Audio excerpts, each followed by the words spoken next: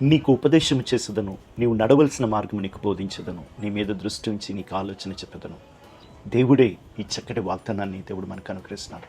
మనకు చక్కటైన ఆలోచన ఇస్తానని, మన మీద కనుదృష్టి ఉంచుతానని, తన యొక్క మార్గములను మనకు బోధిస్తానని దేవుడు మాట్లాడుతున్నాడు. మనందరికీ తెలుసు, దేవుడు నడిపిస్తే సముద్రాలు మన ముందు చీల్చబడతాయి, మన్నా కురిపింపబడుతుంది. ప్రతి ప్రొవిజన్, ప్రతి protection he will take care of it. ఆయన ముందు నడుస్తాడు, ఆయన వెనుకన మనకి కావలిగా నిలబడి ఉంటాడు. అట్టి విధంగా నడిపిస్తానని మనందరికీ దేవుడు వాగ్దానం చేస్తున్నాడు. అయితే దేవుడు మన నుంచి కోరేది ఏంటంటే, మిమ్మల్ని నేను బలవంతంగా నడిపించాలని నాకు ఇష్టం లేదంటున్నాడు. అందుకనే ఆ నెక్స్ట్ వర్స్లో మీరు గాడిద వల్లనే గుర్రముల వల్లనే ఉండకూడదు అంటాడు.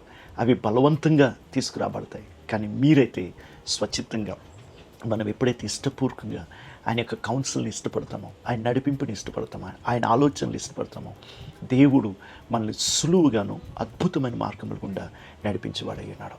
ఈ యొక్క ఇజ్రాయెల్లో చాలామంది ప్రయాణమయ్యారు, కానీ చాలామంది అరణ్యంలోనే ఆగిపోయారు.